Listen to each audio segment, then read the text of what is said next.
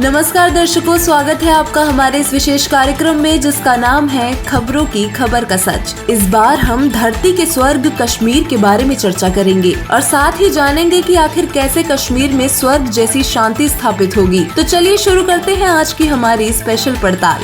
दोस्तों, बादलों की सफेद चादर ओढ़े झरनों, नदियों, वादियों और पहाड़ों के बीच बसे इस अद्भुत स्थान को दुनिया कश्मीर के नाम से जानती है। लोग कहते थे धरती पर यदि कहीं स्वर्ग है तो वो कश्मीर है और यह उपमा उसे उसकी खूबसूरती के कारण दी गई थी। कश्मीर झेलम नदी की घाटी में बसा है। भारतीय कश्मीर घाटी में 6 जिले हैं: श्रीनगर, बड़गाम, अनंतनाग, पुलवामा, बारामूला और कुपवाड़ा। भारत की आजादी के समय कश्मीर की वादी में लगभग 15% हिंदू थे और बाकी मुसलमान। आतंकवाद शुरू होने के बाद आज कश्मीर में सिर्फ 4% हिंदू रह गए हैं, यानी कि वादी में 96% मुस्लिम बहुमत है। और आइए अब बात कर लेते हैं कश्मीर की राजनीति में आए महत्वपूर्ण बदलाव की। भारतीय संसद ने 5 अगस्त 2019 को इस राज्य की राजनीतिक स्थिति में भारी बदलाव करते हुए विधानसभा सहित केंद्र शासित प्रदेश बना दिया तथा लद्दाख को भी जम्मू कश्मीर से अलग करके उसे भी अलग केंद्र शासित प्रदेश का दर्जा दिया।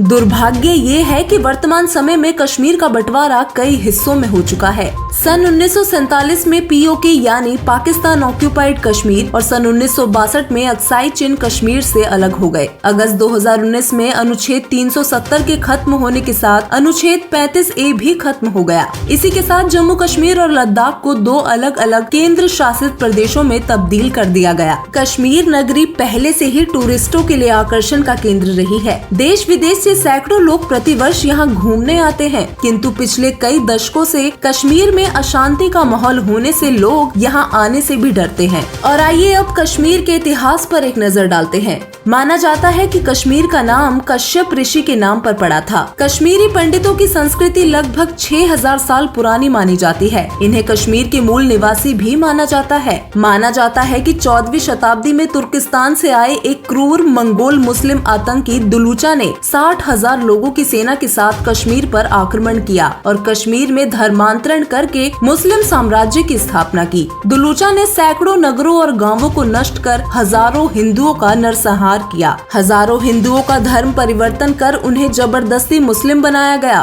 सैकड़ों हिंदू जो इस्लाम काबुल नहीं करना चाहते थे, उन्होंने आत्महत्या कर ली। जम्मू कश्मीर और लद्दाख पहले हिंदू शासकों फिर बाद में मुस्लिम सुल्तानों के अधीन रहा। और आइए अब जानते हैं कि कश्मीर में आतंकवाद की शुरुआत कब और कैसे हुई। औपनिवेशिक शासन से स्वतंत्रता के बाद भारत और पाकिस्तान ने कश्मीर के राजशाही राज्य के लिए युद्ध किया। युद्ध के अंत में भारत ने कश्मीर के सबसे महत्वपूर्ण भागों पर कब्जा किया, जबकि वहां हिंसा की छिटपुट गतिविधियों को देखा जा सकता था, लेकिन कोई संगठित उग्रवाद आंदोलन नहीं था। 1987 के एक विवादित चुनाव के साथ कश्मीर में बड़े पैमाने पर सशस्त्र उग्रवाद की शुरुआत हुई, जिसमें राज्य विधानसभा के कुछ तत्वों ने एक आतंकवादी खेमे का गठन किया। भारत द्वारा पाकिस्तान के इंटर इंटेलिजेंस सर्विसेज द्वारा जम्मू और कश्मीर में लड़ने के लिए मुजाहिदीन का समर्थन करने और प्रशिक्षण देने के लिए दोषी ठहराया जाता रहा है। बहरहाल पाकिस्तान और भारत के बीच शांति प्रक्रिया तेजी से बढ़ने के क्रम में राज्य में उग्रवाद से संबंधित मौतों की संख्या थोड़ी सी कम हुई है, परंतु अभी खत्म नहीं हुई है।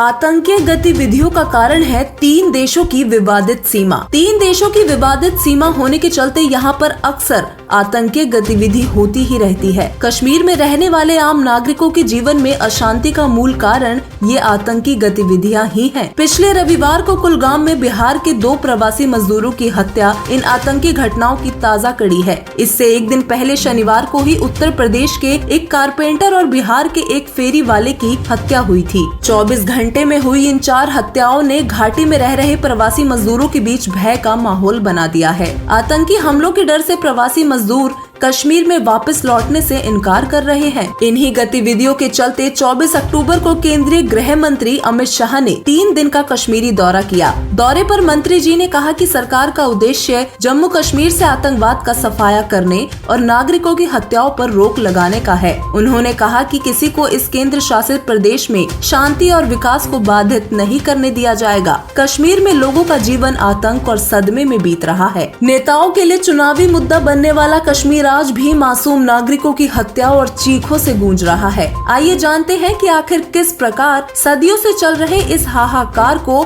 और परतंत्रता की बेड़ियों को समाप्त किया जा सकता है।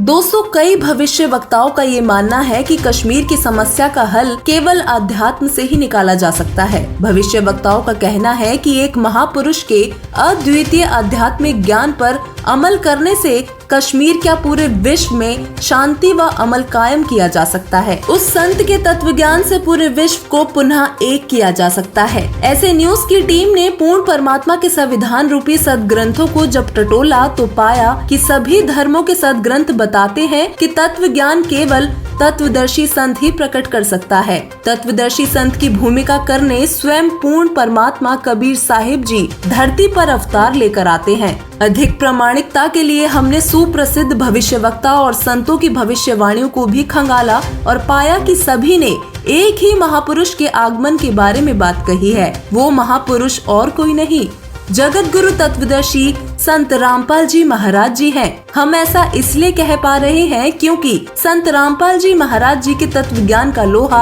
आज पूरा विश्व मानने को मजबूर हो गया है। जिनके अद्वितीय ज्ञान से सैकड़ों लोगों ने चोरी, जारी, ठगी, रिश्वत, नशा, मिलावट आदि बुराइयों को त्याग दिया है। इसी विषय में पूर्ण परमात्मा कबीर साहिब जी अपनी अमृतमयी वाणी में बताते हैं, और ज्ञान सब ज्ञानड़ी, कबीर ज्ञान सो ज्ञान, जैसे गोला तोप का करता चले मैदान। 5000 और 505 जब कलयुग बीत जाए, महापुरुष फरमान तब जग तारण को आए। हिंदू तुर्क आदि सबे जेते जीव जहान, सत्य नाम की साख गही, पावे पद निर्वाण। यथा सरितगण आप ही मिले सिंधु में धाये, सत्सुकृत के मध्य तिमी सभी पंथ समाये। जब लग पूर्ण होए नहीं ठीक का तिथि बार, कपट चातुरी तभी लो स्वसम वेद निर्धार।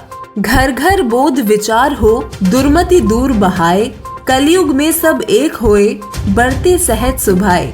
देश दुनिया की सरकार को चाहिए कि संत रामपाल जी महाराज जी की शरण ग्रहण कर विश्व शांति के अद्भुत समाज सुधार कार्य में अपना सहर्ष सहयोग दें। हमें विश्वास है कि संत रामपाल जी के इस अद्भुत और अद्वितीय तत्व ज्ञान से कश्मीर ही नहीं, पूरी धरती स्वर्ग समान हो सकती है। विश्व भर से सीमा की लड़ाई, आतंकवादी गतिविधियां व आपसी राग द्वेष केवल संत रामपाल जी महाराज जी ही समाप्त कर सकते हैं। अतः इस वीडियो को देखने वाले सभी भाइयों और बहनों से विनम्र निवेदन है कि कृपया संत रामपाल जी महाराज जी के मंगल प्रवचन साधना चैनल पर प्रतिदिन शाम 7:30 बजे से 8:30 बजे तक देखें और संत रामपाल जी के इस अतुलनीय तत्व ज्ञान को समझकर दुनिया को एकजुट करने में मदद करें।